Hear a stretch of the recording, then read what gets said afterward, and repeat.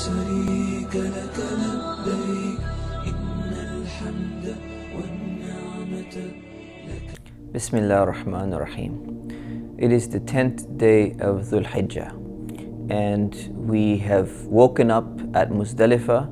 We make our way back towards Mina, where our tent was and we were staying previously. So when we get there, the first thing we're going to do is we're going to stone one of the markers. So what happens is, where Prophet Ibrahim, peace be upon him, was being tempted by Satan, and he's getting these thoughts of not sacrificing his son and getting these whispers of not doing what Allah told him to do. There are 3 locations in Mina where he actually encountered these thoughts coming from Satan. And in order to mark them, there are actually 3 markers there. Right? So there's a big one, a middle one, and a smaller one. And what happens is, while we are there at Hajj, we take some pebbles, some small little stones, and we're going to throw stones at these markers the same way Prophet Ibrahim, he threw the stones to throw away the whispers that were coming from Satan. So we've collected these pebbles from somewhere. You can collect them from anywhere. And we go to one of those markers on this day, and we say, Allahu Akbar, and we throw 7 stones, saying Allahu Akbar each time. Now, what does this mean exactly? We're not actually hitting the Satan. You know, Shaitan is not in this marker, this cement block that's there. Some people, think wrongly. They take off their shoe and they start throwing the shoe at, at the marker or something like that. This is symbolic. And the symbolism is that these whispers, these thoughts that are coming to us, we want to get rid of them. So for example, for us, when we get whispers or we get these ideas of, don't give charity, spend the money on yourself, or don't wake up in the morning for prayer, you could do it later. All of these thoughts, these are whispers that come to us. We say, A'udhu billahi minash shaitanir rajim. We seek refuge in Allah from the accursed Satan. This is another way of demonstrating what Prophet Ibrahim did by throwing these things to ward off the thoughts that were coming to him. So the symbolism is, we're trying to show that our loyalty, our dedication is to Allah. It's to our Creator. It's not to our own desires. It's not to our own passions. It's not to other people who are trying to whisper messages to us to get us to do other things which are not in line with what Islam teaches us. So when we're throwing those pebbles, we're reaffirming to ourselves that we want all of those un-Islamic thoughts, all of those things which take us away from the true message of Islam. We want to throw them away. We want to show that we have nothing to do with them. Once we're finished with that, we perform an animal sacrifice.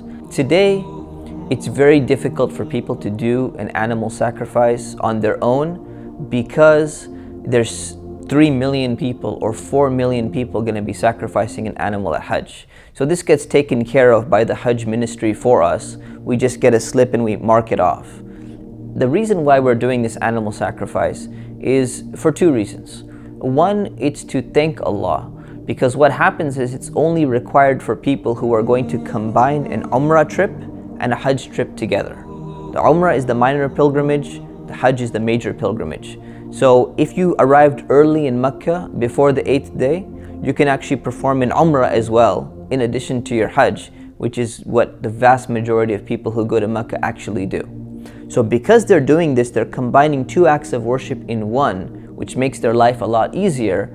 They're going to offer an animal sacrifice to thank Allah for allowing that. Allah tells us very clearly in the Quran, it's not that the blood of the animal or the meat of the animal reaches Allah, or Allah gets something out of, this sacrifice somehow. This used to be people's property. An animal costs money.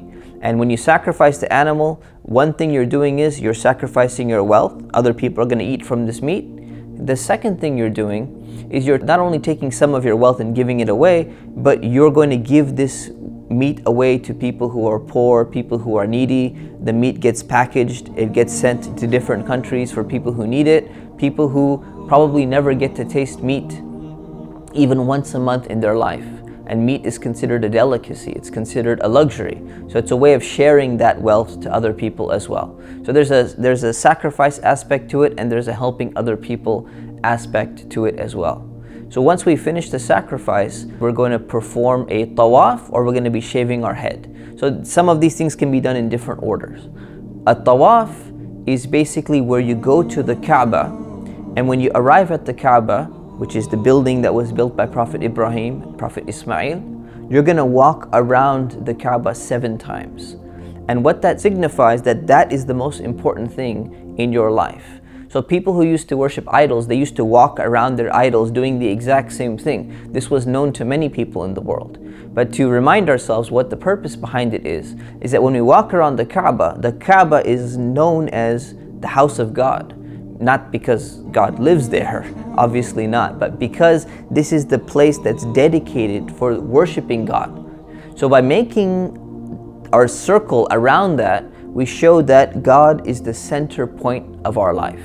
And that's the way it should always be for a Muslim. You know, Allah, our Creator, God, He is not some side thing that we just give attention to when we have free time or when we have some spare time. He is not just someone we call upon and we ask for things whenever we need something and we can't get it on our own, or we don't have enough money to buy something or enough connections to get something. This reminds us that we are servants of Allah. This reminds us that we have been created to worship, and we have a specific purpose why we're here, and we remember the person who put us here, and that should be the center point for a Muslim at all times.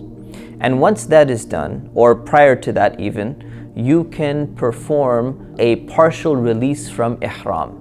So what will happen is a man will go and shave his head, or at least cut a significant portion of his hair, and a woman will cut a portion of her hair because she's not supposed to be shaving her head. You've actually finished your ihram, because while you were in a state of ihram, you're not supposed to cut any hair from your body. Now that you finished those particular parts of the throwing the pebbles and you finished the sacrifice, you can go ahead and do this particular release from ihram. You change back into your normal clothes. You can apply perfume as well. Now you can remove some of your hair. So when you're performing that tawaf, you're actually going to be in your normal clothes. You're not going to be in your ihram clothes anymore. And this is a blessing from Allah that we don't have to keep this on for a very long time. So you've been partially released from ihram. The only thing that's not allowed to be done at this point is to have intimate relations with someone else. And that will be released later on. So this is a reminder, you know, for all of us that this requires effort. This is the most involved day.